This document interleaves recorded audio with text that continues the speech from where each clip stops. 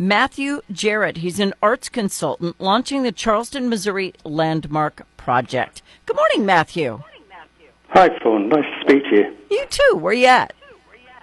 Well, I'm calling from Newcastle in the north of England. Oh, well, lovely day for you to have a biscuit, right? Yeah, that's right. It sounds like you've got your hands full in Missouri. Oh, my gosh, you have no idea. We've had tornado after tornado. It's been kind of a nightmare year for bad weather, but there's always some good news to mix in there, and it sounds to me like you're doing your best to be part of that. Yeah, we've got a really unusual project. It's the idea of a former Charleston resident. The project is aimed at Charleston, Missouri, and the lady in question is Mary Manley, and she grew up in Charleston, but she lives in the north of England, just near the Scottish borders now. But she's got this amazing idea to create a landmark artwork which has sort of movement in it. So it's a sculpture that will move in some way, and the idea is to create that just on Main Street in Charleston as a kind of really unusual visitor attraction that people will come off the main I-57 and visit. You know, Charleston is a very beautiful city. I love when they do their Azalea Festival, and the trees are all blooming, the Dogwood Festival. They do so many different things down there that more people should be going to Charleston.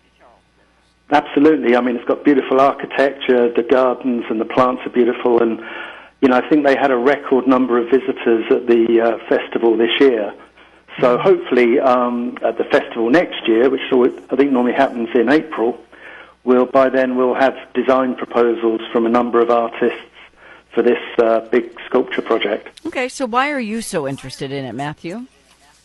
Well, Mary approached me and say she lives about 30 miles north of me in the north of England, but I've spent about the last 30 years doing big sculpture projects in terms of organising them and finding the artists and working with the local people on the ground.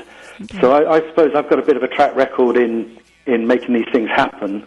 And Mary had the idea and she's putting forward the money to do it, but she needed some help to do a big call out for artists, which is the thing we've launched this week. Okay, so tell me what you need from us. I know you're announcing a call out for this public arts project, but what are you asking for the people of Missouri to do? Well, first of all, we want to spread the word that this really unusual thing's coming, and I suppose people can find out more if they go to charlestonlandmark.com. They'll see a great video there of Mary talking about the project and talking about her history with Charleston, Missouri. But really, we need people to, if you know a great artist or somebody who makes interesting artwork that might want to apply, send them our website, and they'll find all the details there. Okay, so you were talking about a sculpture, and I know that you're an arts consultant, so I know diddly squat about art. I only know if I like it or if I don't when I look at it. Yeah. My perception of it is probably not that of a professional. Yes, I know there's an echo. It's an overseas call. You'll be all right. So are we looking for a sculptor or painters or anything more specific? Yeah, it's a three-dimensional standalone sculptural work. It's one of the great things that's happened already is a local resident, Doc Peterson, has actually gifted us the land for the artwork, so That's a great start. Yeah. And we've created a really nice steering group of the City Council, Chamber of Commerce, and there's a group called Charm that do a lot of the events in Charleston. So we've got a lot of really nice backers locally already. But yeah, the hard thing is, as you say, there's so many different things you can do with an artist. There's so many different types of art.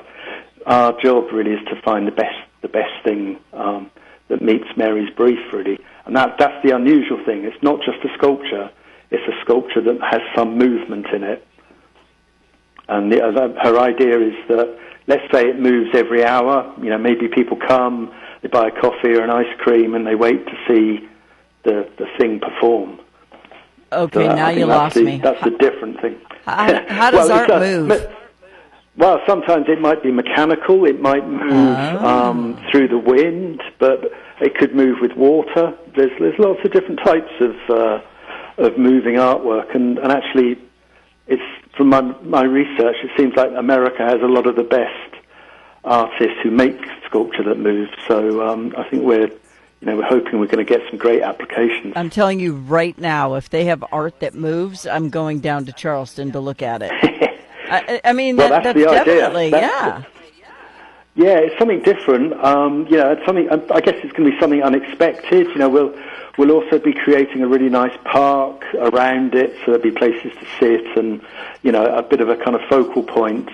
And like a lot of towns that I've explored in Missouri, I think they're doing a lot of work there to sort of restore the town and rebuild some of the features. So I hope it really helps to revitalise Charleston. They get a lot of visitors when the Dogwood Azalea Festival's on, but I think they need more visitors throughout the year. Yeah, I agree. And, they have other things that go on throughout the year as well. But if you have something like this that's a draw, people are going to come from all over the world to see it, especially if they're from the UK now and they're like, oh, we know Mary Manley, let's go to Charleston, Missouri.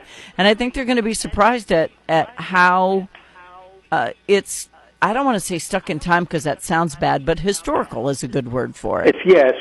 For me, from Britain, I was amazed by how traditional and, how wonderful the architecture looked. It would look like the kind of perfect American sort of Midwest town to me. But Mary has a real history there. Her father was the mayor of Charleston, I think, back in the 40s, and I think her grandfather actually laid out the plans for Charleston in 1837. So she's got a real kind of family connection right back to the start of the town. So it's an interesting story that even though she's living in the UK now, she's really still fascinated with the city. She must have married a Brit and left us, huh? Well, it's an interesting thing. She married a guy called Stuart. He had a big railway, a sort of Victorian railway station in this beautiful town called Alnwick in Northumberland, and they've created this incredible bookshop there called Barter Books with a big restaurant, and it's a real visitor attraction. So she really knows about what it takes to get people to turn off of the main road and come into a town and see something interesting. So she's got her and Stuart have been doing that for the last 30 years. It's probably one of the UK's most interesting bookshops. It's a real visitor destination. Very cool. All right. So when do you need someone by? What's your deadline? Okay. So we've applications for artists are open now, and they've got till September. So they've got a few months while we spread the word. And all they need to do is go on our website, charlestonlandmark.com, and they can find all the application details there. Yeah, so go to the website because we don't have time to give you exact details of everything you're going to need to do. But if you're an artist and you know how to make art that moves, are you looking for something specific? Are you looking for a statue of a soldier or a sunset? No, we're pretty open-minded at the moment. It could be something like like a figure like that, or it could be an abstract piece. We're going to shortlist about 5 artists, and we're going to pay them all to make proposals. So we're kind of casting the net wide at this stage. Okay. So, I mean, just because you're not some sort of renowned artist, you could still be chosen for this. Yeah, you could. It's the idea that counts. It's not necessarily the track record. So, if you think you can design or make something like this, we want to hear from you. Yeah, and then just make sure you can do what you say you can do. That's all we. That's all we need to make sure of. Absolutely, and we'll support people, and we'll probably have to involve engineers and all those sorts of things. But I'm sure we can make it work. Well, Mary must have really loved Charleston to want to do this. Well, she absolutely. I think she's still got a lot of family there, so it's it's something that she's been thinking about for a while. So we're really delighted to get this launched. Yeah. So when do you think it'll be done? Well, if we have design, I think we're going to shortlist artists in September. We should have designs by Christmas. Hopefully, we can show them off at the festival next April. And from then, I guess it may take about a year to create. So end of 26, start of 27, something like that. So you are going to show it at the festival. Are people voting, or are you guys picking? Yeah, people. There'll be a way of sort of people commenting on all the proposals. You know, we want to hear what people have got to say, because, as you say, everybody's going to have a different favourite or a different idea of art. So, you know, we obviously want to have something that people, which is popular, but also we want to do something unexpected. You know, I can't help but think of the Christmas windows with the animated, you know, Christmas stuff moving. That's where my brain is going for some reason. Yeah, it could be something like that. You know, it's something that you know, is going to fascinate people, and they're going to sort of wait to a certain time every day to see it perform. You know, people are going to be standing there going, wait, it's going to move any second now. We got to be here when it moves. We've got to wait till it moves. And they'll stand there for an hour. And if they buy a coffee and an ice cream while they're waiting, then even better. That'd be great. It'll be good for the economy, and it is nice that Charleston is getting something this historic and this, I don't know, cosmopolitan, really, if you want to call it something cool. Yeah, we want it to be sort of, you know, internationally known. You know, we really think it could be special. I think so, too. Well, he is the arts consultant. Will you give them the website once more, sir? Sure. It's charlestonlandmark.com. Pretty simple stuff. And you don't have to worry about the Missouri part. Just Charleston Landmark Project. Not project, just charlestonlandmark.com.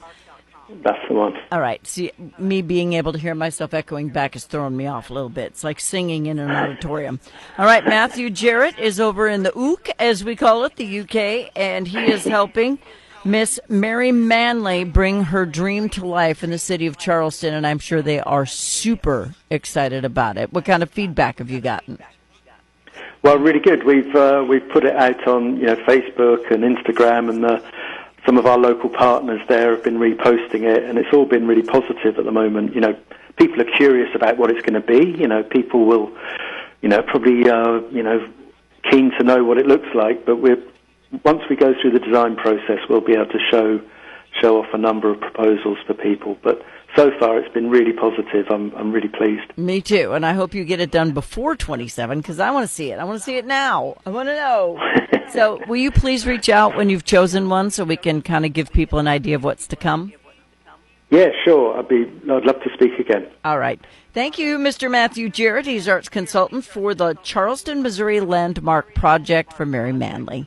Thank you so much, Matthew. Thank you. Bye-bye. Bye-bye.